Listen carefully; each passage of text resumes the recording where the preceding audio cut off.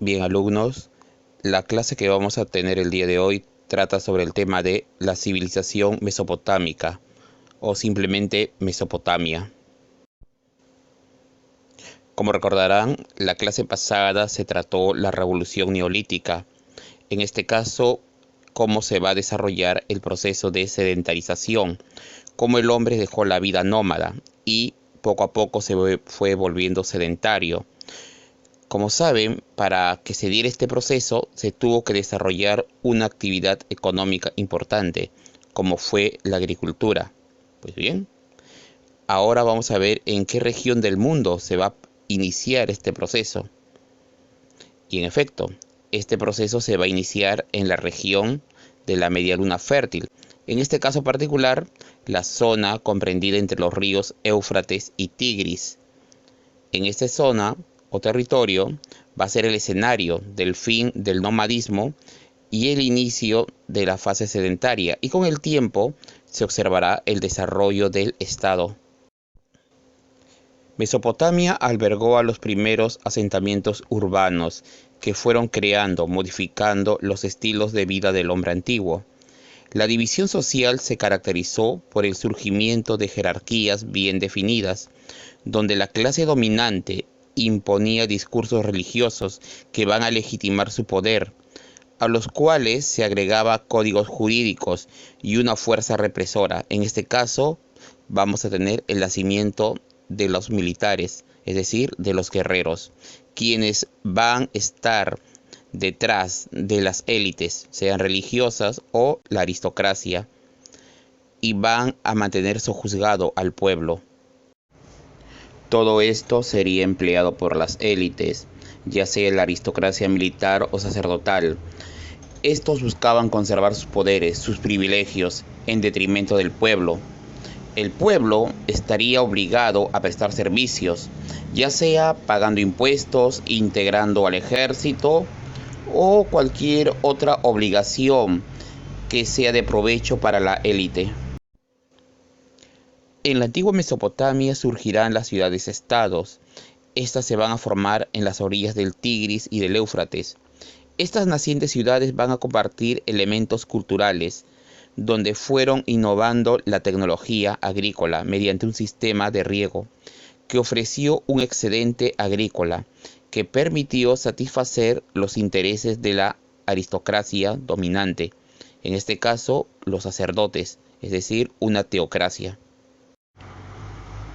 Con el tiempo, la aristocracia sacerdotal se vio en la necesidad de crear un sistema de escritura a fin de poder mejorar su administración sobre los recursos, sobre la masa trabajadora y sobre los esclavos.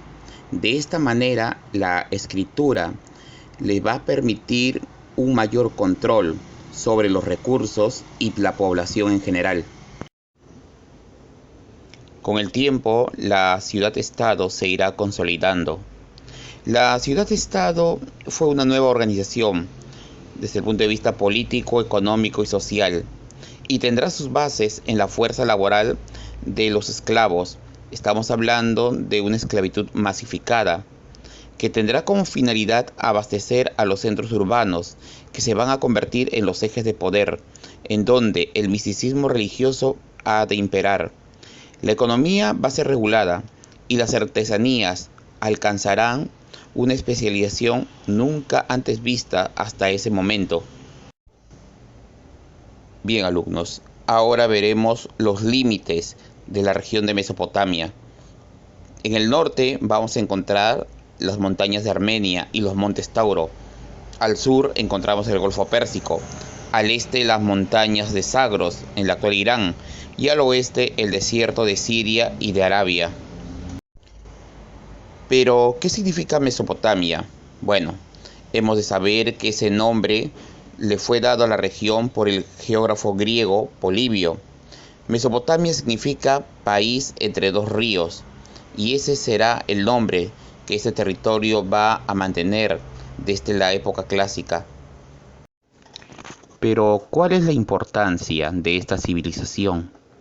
Bueno, pueden ver en el mapa el territorio de la antigua Mesopotamia. Hoy en día ese territorio corresponde al actual Irak. En esta región se va a desarrollar las primeras civilizaciones. Podemos decir, sin temor a equivocarnos, que Mesopotamia es la cuna de la civilización. En este lugar se inició el proceso de sedentarización, el proceso de fundación de las primeras ciudades. Veremos a continuación cómo se dio el desarrollo socioeconómico. En la imagen podemos observar un antiguo templo de la civilización mesopotámica. Este templo o santuario será un núcleo de poder, tanto político como económico. Económico porque de este santuario se han de administrar los recursos, las manufacturas, los excedentes de trabajo que se van a obtener de la población, ya sea a través de impuestos, requisas y obviamente también el trabajo esclavo, serán llevados al templo. Estos excedentes le van a permitir sostener al clero y alimentar a todo funcionario público. Obviamente también se va a contar con una casta guerrera y los artesanos estarán al servicio del templo.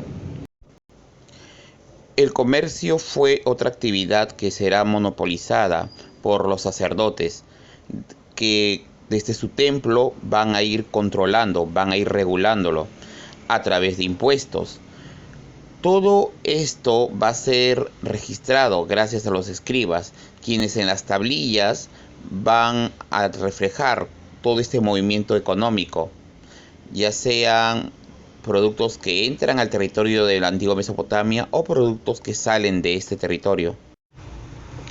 A fin de mantener el control sobre el comercio, las antiguas ciudades-estado mesopotámicas se verán en la necesidad de crear instituciones para mantener el control. Ahora bien, vamos a estudiar a una institución, el Karún. Esta le pertenece a los asirios. Esta institución va a servir como cámara de comercio, banco, aduana, tribunal mercantil, en fin.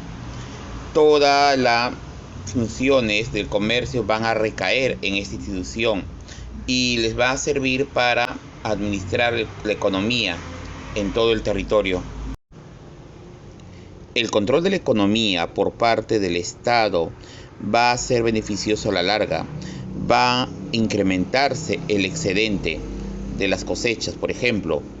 Pero este incremento se debe gracias a la mano de obra esclava y sobre todo también al desarrollo de una ingeniería hidráulica. Ahora, ¿cómo podemos medir la prosperidad de esa época? Vamos a dar, por ejemplo, un festín que se realizó bajo el reinado del rey asirio Asurbanipal. Según el informe que llegó hasta nuestra época, en esta sola festividad Asurbanipal agasajaría a 5.000 invitados, que serían sus huéspedes de él. También incluyó en el festejo a 65.000 obreros y otros invitados. Para poder alimentar a semejante cantidad de invitados, por así decirlo, se sacrificaron más de 2.000 cabezas de ganado vacuno, más de 16.000 ovejas, y para acompañar esta comida se emplearon 10.000 odres de vino. El odre era un envase de cuero con una capacidad aproximada entre 30, 40 o 50 litros de vino.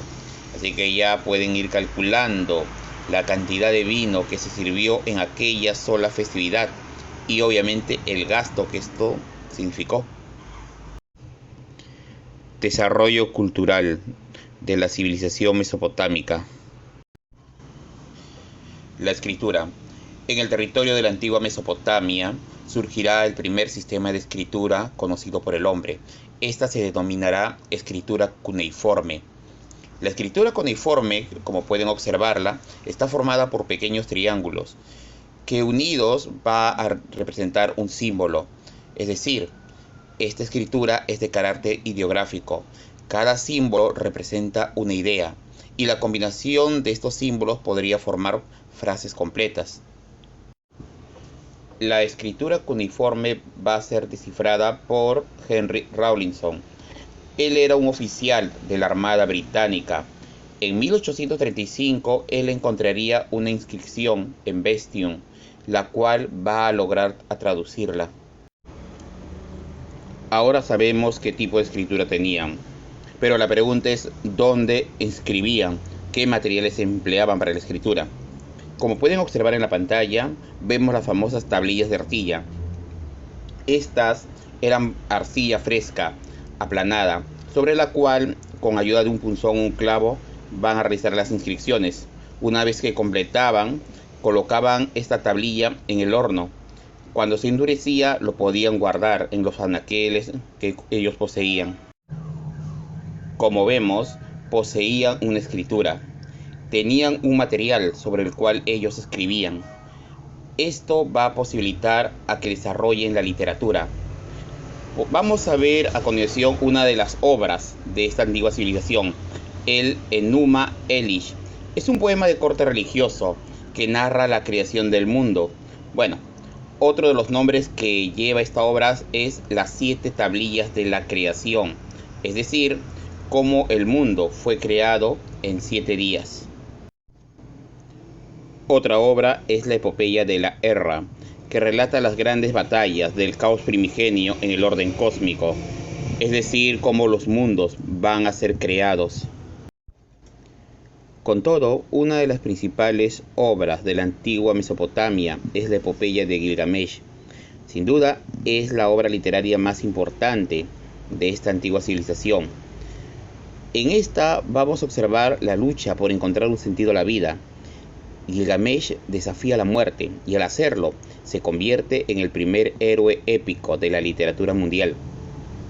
En la epopeya de Gilgamesh, los dioses creen que él, el rey Gilgamesh, es demasiado orgulloso y arrogante, por lo que deciden enseñarle una lección. Envían a un hombre salvaje, Enkidu, a humillarlo. La lucha entre Enkidu y Gilgamesh es considerada pareja por la población, pero después de una feroz batalla, Enkidu se dará por vencido. Él aceptará libremente su derrota. Ante esto, Gilgamesh extiende la mano y ambos se volverán amigos y saldrán en busca de nuevas aventuras. Una de estas aventuras, Gilgamesh matará a Humbaba, el demonio de los bosques de los cedros. Esto atraerá la atención de la diosa Ishtar, quien va a tratar de seducir a Gilgamesh, pero él la rechaza. Ante esto, la diosa furiosa enviará al toro del cielo a matar a Gilgamesh. Pero Enkidu saldrá en su defensa, pero al hacerlo, morirá a manos del toro. Gilgamesh cae en un profundo dolor, y reconociendo su propia inmortalidad a través de la muerte de su amigo, cuestiona el significado de la vida y el valor del logro humano frente a la extinción definitiva. Viaja a través de las montañas, a través de vastos océanos, y finalmente localiza a Utnapishtim, quien le ofrece 2 posibilidades de inmortalidad, pero Gilgamesh fallará en las pruebas. Fueron en total 2. En la primera prueba se le va a pedir a Gilgamesh que permanezca despierto durante 6 días y 6 noches. Gilgamesh no pasará la prueba. En la segunda prueba se le pide que proteja una planta mágica, pero una serpiente se comerá la planta, debido a que Gilgamesh estaba dormido. Al no haber ganado la inmortalidad, Gilgamesh regresa a su casa y una vez allí va a contar su historia. La astronomía. Los antiguos mesopotámicos van a destacar en esta área. De hecho, ellos van a ser los que elaborarán las primeras cartas astronómicas, vale decir, las constelaciones y los signos del zodíaco, como pueden ver en la imagen. Los astrónomos caldeos asirios van a diferenciar los planetas de las estrellas. Su conocimiento astronómico les va a permitir elaborar el primer calendario conocido por el hombre, aunque en este caso sería un calendario basado en las fases de la luna. También destacaron por haber dividido el tiempo en años, meses, semanas, días, horas, minutos, segundos. La arquitectura. En la imagen observamos un zigurat. Este es un templo, almacén, observatorio astronómico y centro de poder. Tiene forma piramidal.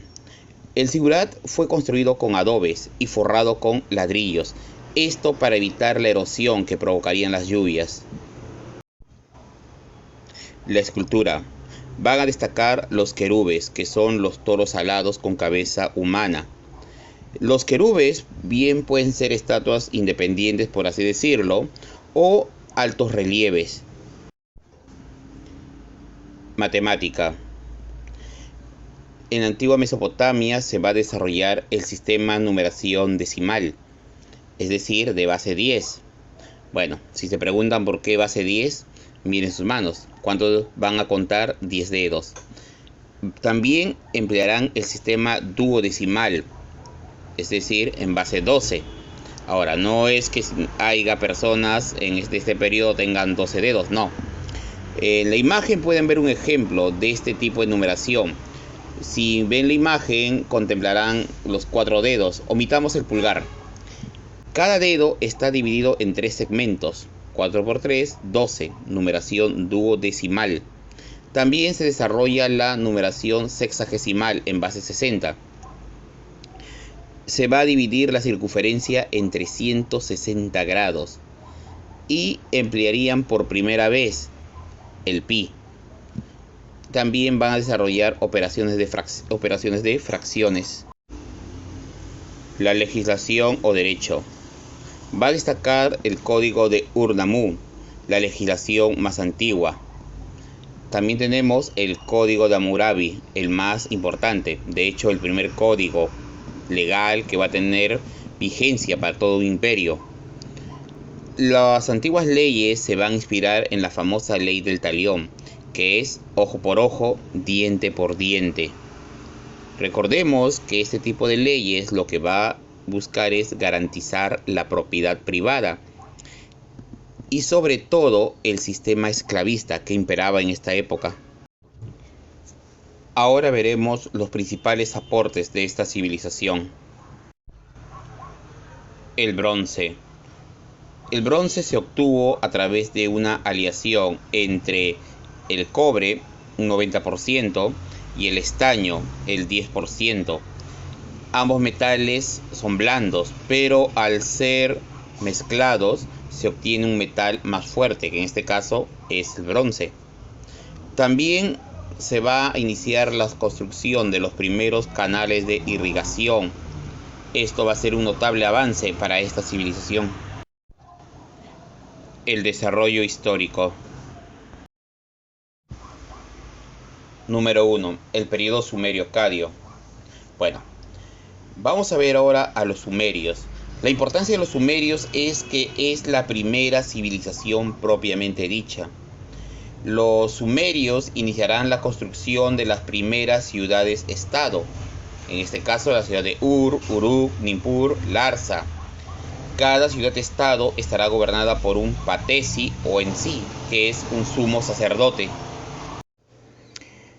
Esto significó que las primeras ciudades construidas por el hombre, es decir, las ciudades-estado sumerias, van a estar regidas por una casta sacerdotal.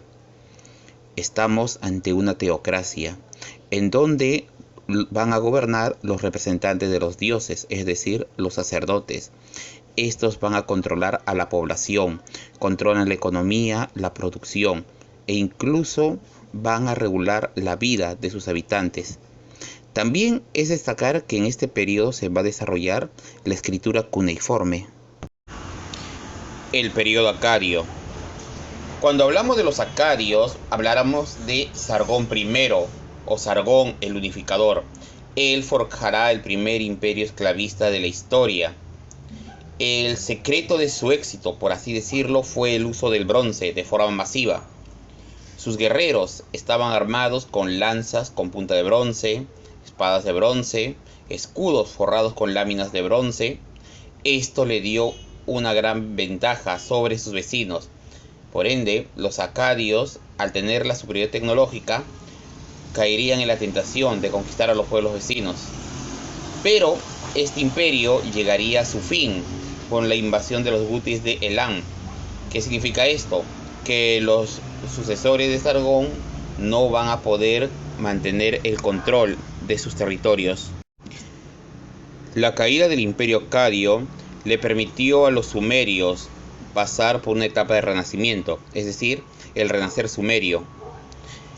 En este periodo aparecerá un nuevo rey, Utuchengal, quien va a expulsar a los Bhutis de Elam, y se establecerá el código de Ur-Nammu. Bueno, este periodo o fase va a ser más breve que los anteriores. 2. Periodo babilonio. Hablar de este periodo es hablar de Hammurabi. Él forjará el imperio babilonio y se le considerará como el primer gran legislador de la historia, ya que él establecerá el código que lleva su nombre, el código de Hammurabi, en donde lo más importante es garantizar la propiedad privada. ¿Qué quiere decir? No se va a permitir que otro hombre tome la propiedad ajena. Aquel ladrón que sea atrapado robando se le cortará una mano o ambas. También en el código de Hammurabi se crea un marco legal para el sistema esclavista. Pero, ¿cómo Hammurabi se inspira en las leyes? Bueno, una leyenda antigua, de hecho difundida por el propio Hammurabi, narra que el dios Shamash en persona descendió de los cielos y le entregó las leyes a Hammurabi. Esa es la explicación que se va a dar sobre el origen de las leyes. Esta leyenda tiene dos objetivos. El primero justifica las leyes como un acto divino. ¿Qué significa esto? Que las leyes fueron enviadas por los dioses, quienes la habían escrito, y Hammurabi solo es el encargado de hacerlas cumplir.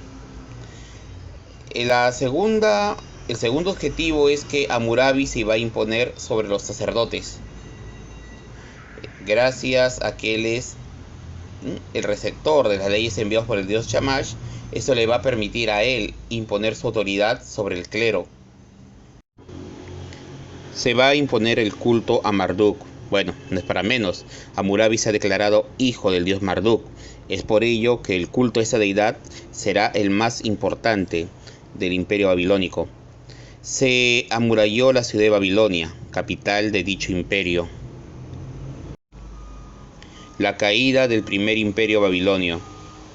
En las zonas altas de Mesopotamia serán invadidas por los mitamis, un pueblo de origen hurrita, mientras que en los valles los casitas se impondrán.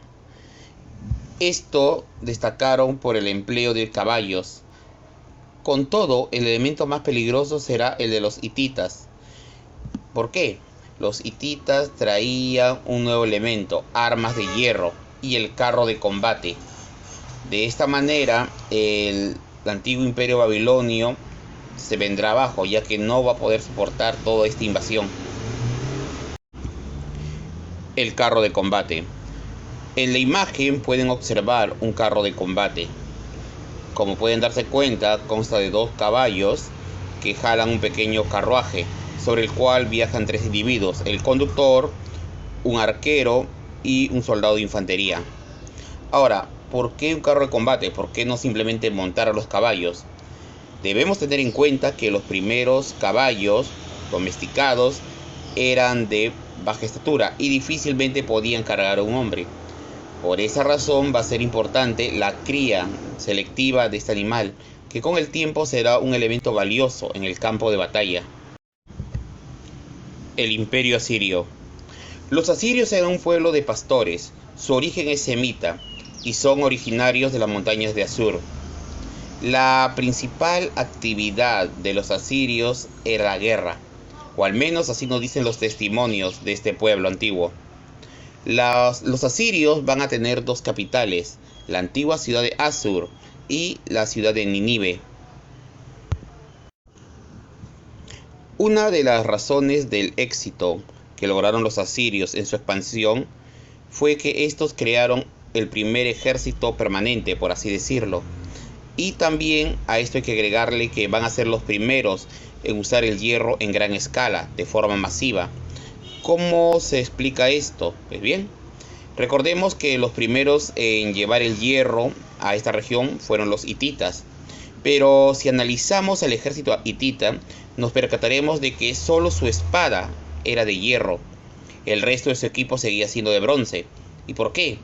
La producción de hierro en ese periodo era costosa, al punto que una espada de hierro podía costar lo que valdría 5 a 6 toros.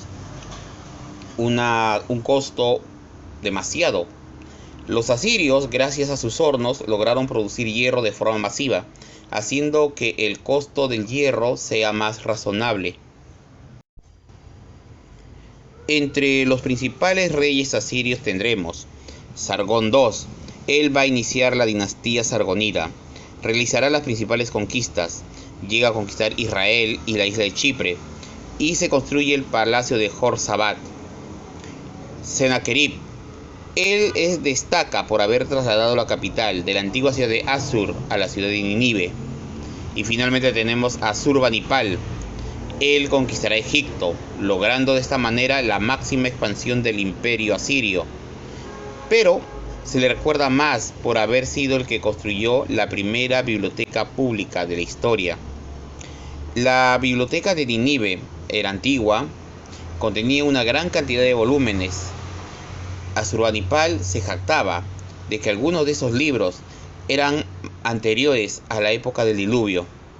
Lamentablemente, esta biblioteca será destruida durante las guerras. Periodo neobabilonio. El dominio asirio pronto llegaría a su fin. Recordemos que los asirios eran terribles, eran crueles e inspiraban temor en la humanidad, o al menos en los vecinos que rodeaban a esta civilización. El hombre que pondría punto final a los asirios sería Nabopolassar.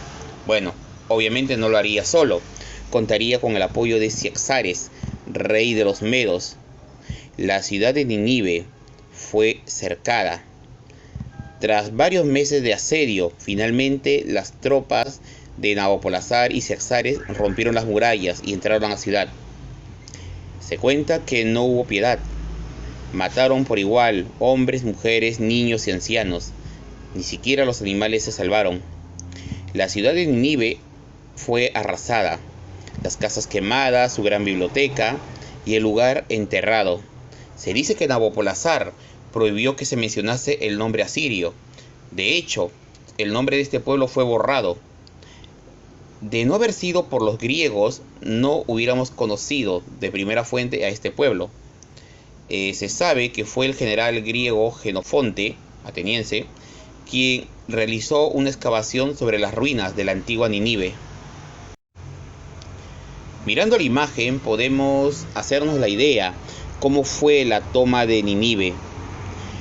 El odio con el cual pelearon los pueblos contra los asirios fue mayor, fue grande. Podemos ver en la imagen las torres de asalto, las escaleras, los arietes. Todo valió para acabar con los asirios y destruir la ciudad de Nínive, ciudad de donde salieron las más infames órdenes que llevaron el miedo y el terror a los pueblos de la antigüedad. Nabucodonosor II. Con este célebre monarca, el imperio babilonio llegaría a su apogeo. La ciudad de Babilonia, la más grande, la más hermosa y culta de las ciudades de Asia y quizás del mundo, conoció bajo este rey su apogeo y su esplendor, que no se volvería a repetir. Con todo, Nabucodonosor es recordado porque fue él quien destruyó la ciudad de Jerusalén e incendió el templo. Nabucodonosor se llevó a los hebreos cautivos a la ciudad de Babilonia e hizo poblar el territorio por gente leales a él. Los judíos recordarían mucho este cautiverio en Babilonia. Los jardines colgantes de Babilonia, una de las 7 maravillas del mundo antiguo. Sabemos que esta fue construida por Nabucodonosor. Se dice que él lo hizo para así lograr entretener a su esposa, quien se hallaba triste y deprimida por el desierto donde vivía. Ella había nacido en un país selvático y ahora vivía cerca de un desierto.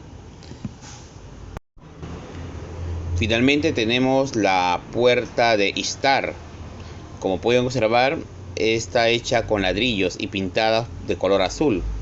Es quizás una de las muestras arquitectónicas más hermosas que ha llegado hasta nuestra época.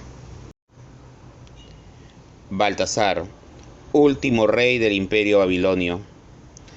Este monarca tendría una terrible reputación, se lo acusaba de ser un déspota y logró cosechar el rechazo de su pueblo, la traición de la nobleza y el clero.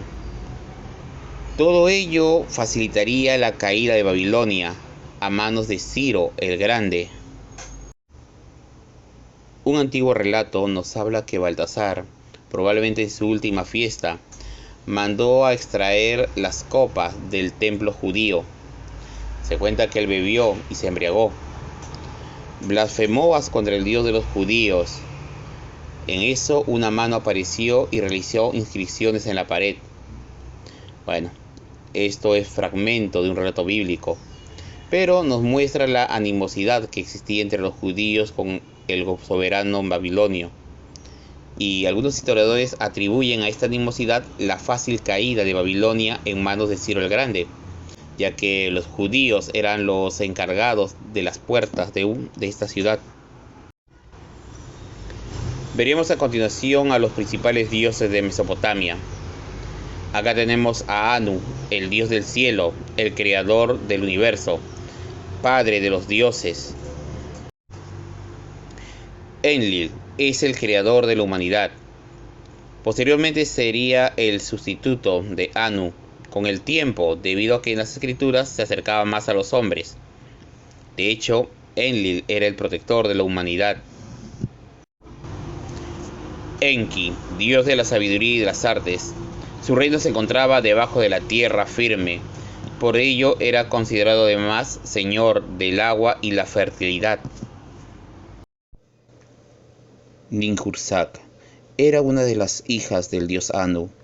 Además fue la amante de Enki, es la diosa de la medicina y la naturaleza. Y según cuenta la mitología sumeria, ella sería una de las creadoras de la raza humana. Sin, dios de la luna y todo lo relacionado con los cuerpos celestes. Por tanto, nos encontramos ante el creador del universo. Para los pueblos semíticos, era representado como una creciente luna. Shamash, dios del sol y de la justicia. Será él quien le entregue las leyes a Hammurabi.